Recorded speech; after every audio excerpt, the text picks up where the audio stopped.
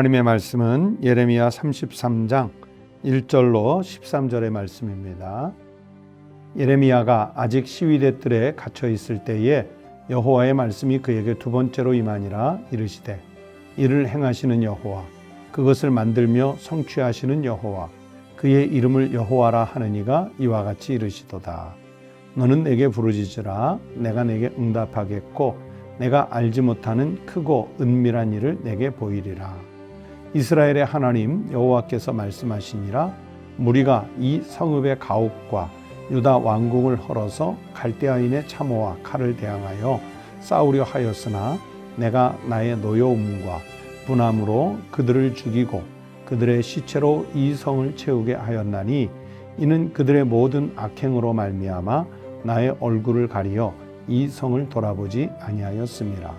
그러나 보라, 내가 이 성읍을 치료하며 고쳐 낫게 하고 평안과 진실이 풍성함을 그들에게 나타낼 것이며 내가 유다의 포로와 이스라엘의 포로를 돌아오게 하여 그들을 처음과 같이 세울 것이며 내가 그들을 내게 범한 그 모든 죄악에서 정하게 하며 그들이 내게 범하며 행한 모든 죄악을 사할 것이라. 이 성읍이 세계 열방 앞에서 나의 기쁜 이름이 될 것이며 찬송과 영광이 될 것이요 그들은 내가 이 백성에게 베푼 모든 복을 들을 것이요 내가 이 성읍에 베푼 모든 복과 모든 평안으로 말미암아 두려워하며 떨리라. 여호와께서 이와 같이 말씀하시니라. 너희가 가리켜 말하기를 황폐하여 사람도 없고 짐승도 없다 하던 여기 곧 황폐하여 사람도 없고 주민도 없고 짐승도 없던 유다 성읍들과 예루살렘 거리에서 즐거워하는 소리, 기뻐하는 소리, 신랑의 소리, 신부의 소리와 및 만군의 여호와께 감사하라. 여호와는 선하시니 그 인자하심이 영원하다 하는 소리와 여호와의 성전에 감사제를 드리는 자들의 소리가 다시 들리리니 이는 내가 이 땅에 포로를 돌려보내어 지난 날처럼 되게 할 것임이라. 여호와의 말씀이니라. 만군의 여호와께서 이와 같이 말씀하시니라. 황폐하여 사람도 없고 짐승도 없던 이곳과 그 모든 성읍에 다시 목자가 살 곳이 있으리니 그의 양떼를 눕게 할 것이라. 산지 성읍들과 평지 성읍들과 네겝의 성읍들과 베냐민 땅과 예루살렘 사면과 유다 성읍들에서 양떼가 다시 계수하는 자의 손 아래로 지나리라. 여호와께서 말씀하시니라. 오늘 아침 우리에게 주신 하나님의 말씀입니다. 오늘도 하나님께서 새날을 열어주시고 새벽을 깨워 우리로 말씀 듣게 하시고 기도하게 하시고 하루의 일과를 살게 하신 이 모든 것이 하나님의 기적이요 은혜인 줄로 믿습니다. 이 은혜와 기적을 감동으로 느끼며 살아가는 축복된 우리 성도들이 꼭 되시기를 축원합니다. 그리고 우리 교회는 매년 10월 셋째 주일을 추수감사절로 지내고 있는데 지금 감사의 절기예요.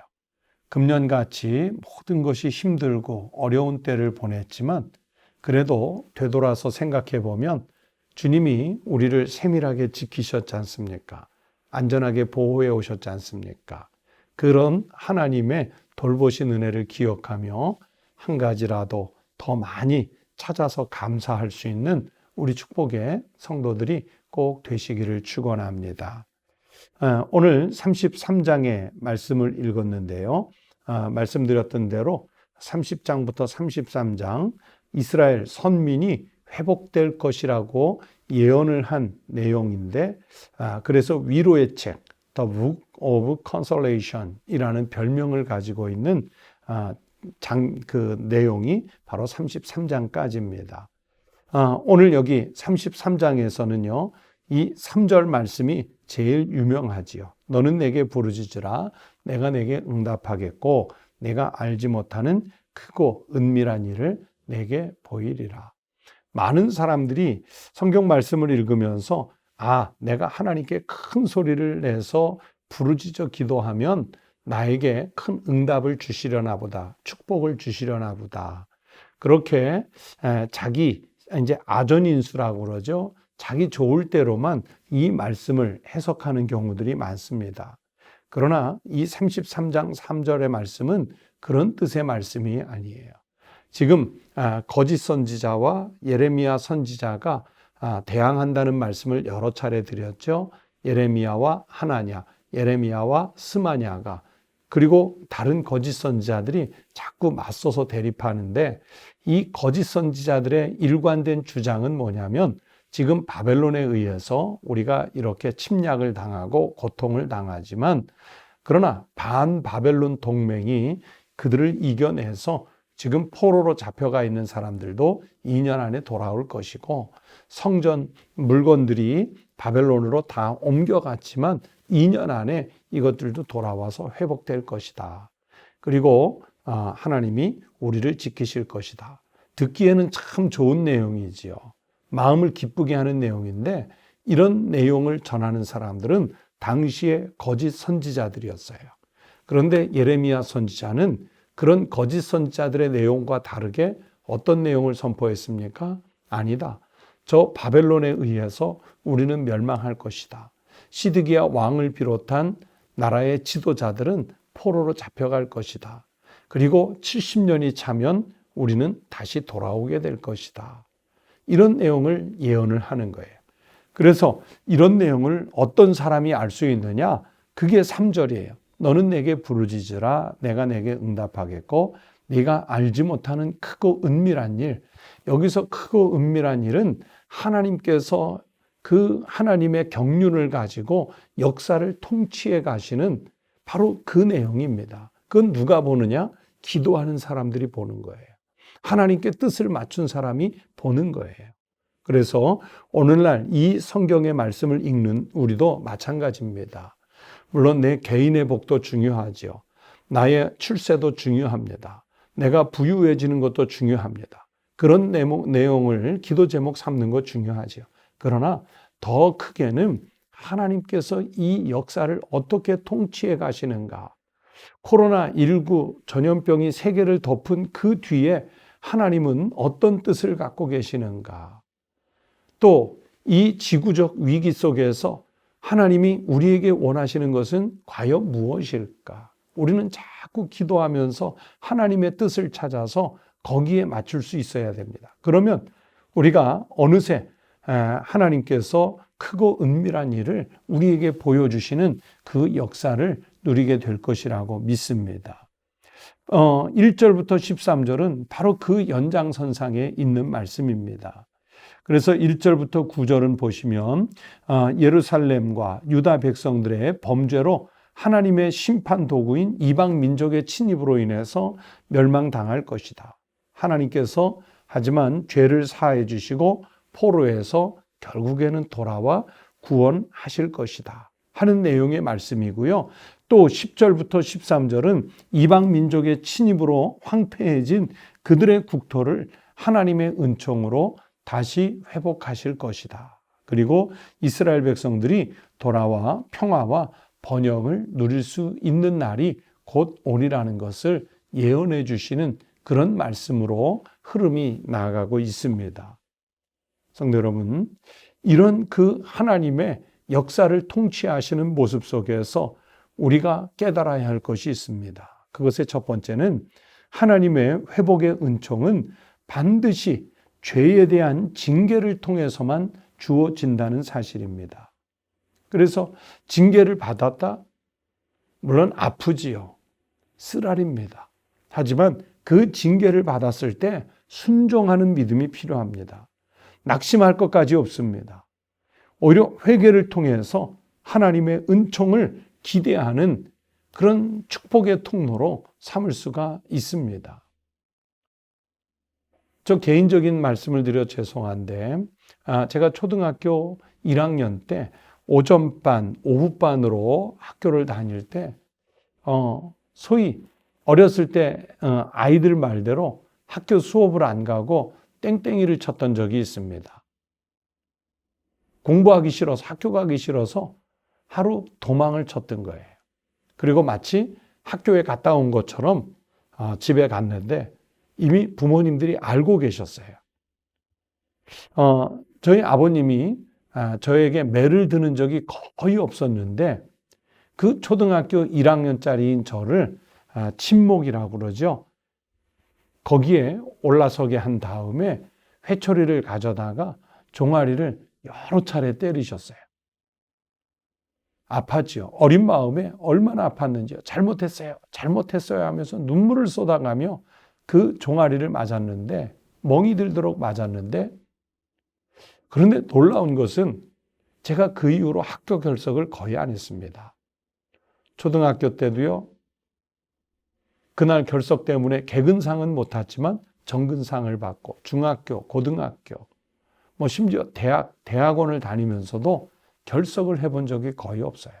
그러니까 저에게는 그날 한 번 땡땡이 치고 아버지로부터 맞은 종아리가 정말 교육 효과가 뛰어났던 거예요. 죄에 대한 징계는 그래서 의미가 있습니다. 비록 징계를 받을 때는 아프고 쓰리고 힘들지만 순종으로 받고 나면 오히려 우리를 영적으로 더 성장, 성숙시키고 세상에서도 하나님의 백성다운 삶을 제대로 살아날 수 있는 그런 은혜를 주신다는 말씀입니다. 또 두 번째는 하나님은 한 번 택하신 백성은 결코 버리시지 않습니다. 범죄를 저질렀을 때 징계는 하시지만 그것 때문에 버리시지는 않아요. 회복시키십니다. 여러분, 우리가 자녀를 징계했다고 해서 버립니까? 그러면 잘못했을 때마다 징계해서 버린다면 세상에 버림받지 않을 자녀 아무도 없을 거예요. 하나님은 한 번 택하신 백성은 결코 버리지 않으신다. 이게 하나님의 언약의 신실성이고 우리를 향하신 하나님의 사랑과 자비의 모습이지요. 그러므로 성도 여러분, 우리는 하나님께서 우리를 끝까지 책임져 주실 것을 믿고 믿음으로 승리하는 삶을 살아내시기를 바랍니다. 잠언 11장 31절에서 말씀합니다. 보라, 의인이라도 이 세상에서 보응을 받겠거든 하물며 악인과 죄인이리요. 악에 대해서는 반드시 징계하시는 하나님. 하나님의 자녀를 향한 이 징계도 예외 없습니다. 그러나 하나님의 백성이 받는 특권이 뭐냐면 그 징계 뒤에는 하나님의 자비와 사랑이 있다는 사실입니다. 생명, 구원이 있다는 사실입니다. 우리에게 그렇게 사랑을 주시려고 독생자 예수 그리스도를 보내셔서 십자가에 달리게까지 하셨던 것입니다. 성도 여러분, 오늘 하나님께서 이 역사를 어떻게 통치해 가시는가 기도해서 하나님의 뜻을 볼 수 있는 영안을 여시기를 바랍니다. 그리고 우리의 영혼이 이런 위기의 시대에 잠들어 있지 않도록 깨어 있도록 우리의 영을 깨우시기를 바랍니다. 그리고 하나님께서 통치하시며 이끌어 가시는 이 역사에 순종할 수 있는 믿음의 성도들이 되시기를 주의 이름으로 축원합니다. 기도하겠습니다. 하나님 아버지, 감사합니다. 오늘 우리가 살고 있는 시대가 우리가 갈 바를 알지 못하고 살아가는 세대와 같습니다.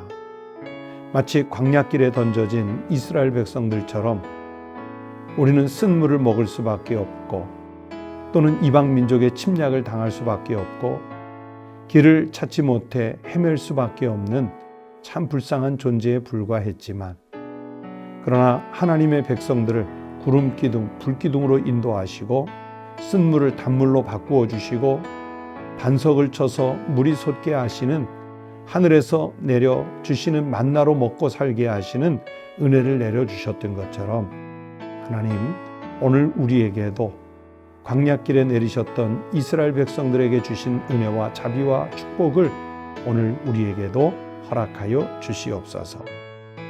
하나님, 우리가 주님 앞에 겸손히 무릎 꿇음으로 인해서 우리에게 보여주시는 하나님의 역사와 경륜과 섭리를 열어볼 수 있는 깨어있는 영혼이 되게 해 주시옵소서.